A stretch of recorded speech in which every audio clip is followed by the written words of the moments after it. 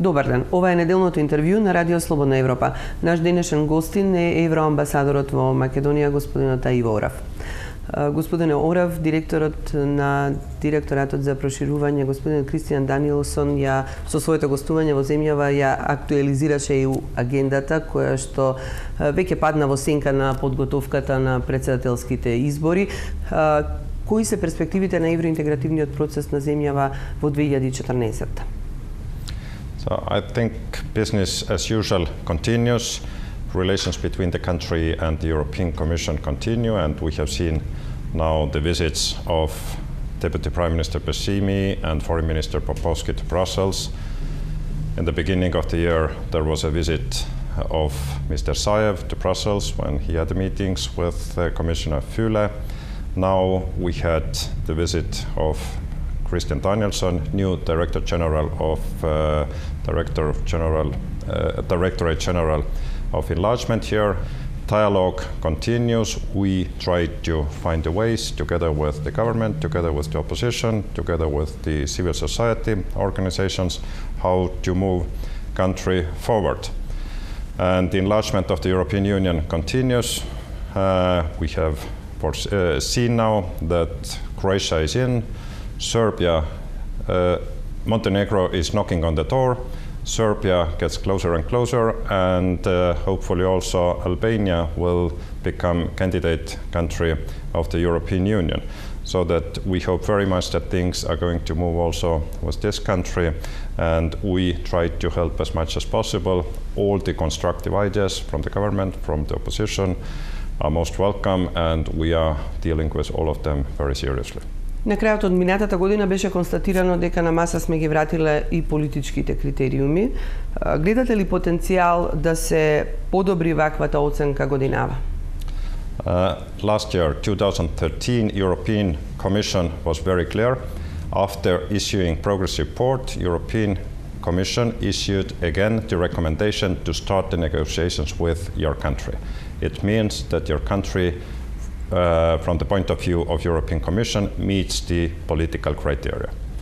In the progress report, of course, there were several issues mentioned again, like media freedom, rule of law, claims of selective justice, pre-trial detention, and many others. So it means that we continue to follow those issues, and if things go in right direction, then always we tell and welcome that yes, it was a good and important change. If things go in wrong direction, then we criticize. And of course, nobody wants to be criticized. It's also clear. But this criticism is something what we have agreed with your country, because your country is a candidate country, wants to become member of the European Union, and from our point, it's important that country meets certain criteria. So that next time we are going to reflect all those issues again in our progress report, and at the moment we are following very closely what is happening in the areas you mentioned. Диалогот на високо ниво има зацртано неколку прецизни обврски за Македонија. Како го оценувате темпото на нивното исполнување и што од тоа ќе бидат приоритети за ЕУ? We started high-level accession dialogue almost 2 years ago, and the idea was that in the situation when we cannot start the negotiations, we can address the issues which were most critical in the progress report year before. Again, freedom of media, rule of law, fight against corruption, and few others. Now, 2 years after, the same issues were reflected in the progress report again. And now, if we continue the high-level accession dialogue, first we have to agree between the Commission and with the government that yes, we continue, and then we have also to agree what kind of issues we are going to address in this high-level accession dialogue.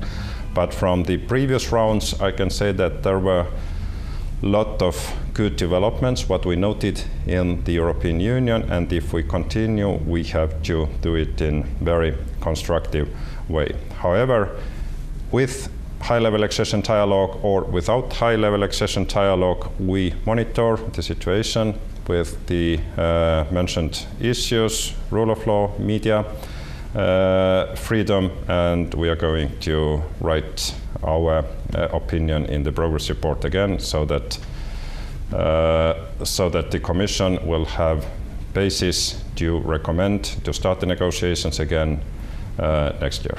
Што ќе се случува околу заклучоците во есенскиот извештај на Европската комисија во делот на отварањето на поглавјата 23 и 24? European Commission prepares every year its progress report, and this progress report is a basis for the Commission to recommend to start the negotiations. And this recommendation is basis for the member states to make their decision in December in the Council meeting how to continue with one or another country. So this recommendation and decision of the member states is not exactly the same. This is the case also with the decision of the member states from December. However, chapters 23, 24, rule of law, fight against corruption, media freedom, those are the keys for every candidate country. And in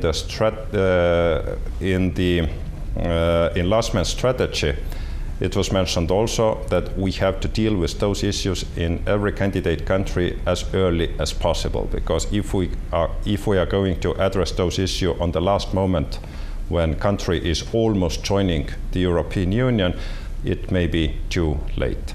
Препораката на Европската комисија од минатата година наведува подготвеност да се утврди временска рамка за надминување на спорот за името во рана фаза од преговорите. Меѓутоа, ставот на властите го знаете дека во моментов немаме соговорник во соседна Грција за каков и да е компромис. Што е тоа што властите можат и се очекува да направат во една ваква ситуација? So the name issue is a very long story, and from European Commission side, we don't have a direct role in settling the name issue. It should be done in the framework of the United Nations.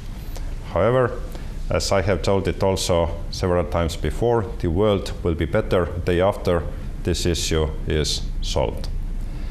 European Commission, many member states, also Christian Danielsson last week here in Skopje encouraged both sides to find a compromise as soon as possible so that we can continue the developments between European Union and your country. As you said, there is no interlocutor on another side. I can just encourage you to find this interlocutor on another side, and if someone is stating that nothing can be done, I think this is just non-starter. Значително е опадната искористеноста на ИПА фондовите од страна на државата. Каде го гледате проблемот за тоа? Зошто е тоа така? I think it's quite difficult job to absorb this IPA money. You need very good and educated people who are dealing with those issues. I think it's not the case, like you mentioned, that there is less absorption in the country of the IPA funds. Government is taking it very seriously, and we try to help them also very, very much to absorb maximum what is possible from the European Union. We also welcome very much this transparency because last or 2 weeks ago, Deputy Prime Minister Pesimi started with press conferences, a series of press conferences to inform the public how this IPA money is used. And why we are spending this money here in your country, in other countries, is that if we spend this money, then we hope that your country can become or get closer to the European Union. Because joining the European Union, it's a very expensive process. And the main principles are that if we give this money, then citizens of your country should feel that yes, this is well spent money and we are closer to the European Union. And taxpayers in the European Union countries should feel also that yes, it is very well spent money if we have spent it in this or another country. Ви благодарам за разговорот. Thank you. Ова беше неделното интервју на Радио Слободна Европа. Пријатно.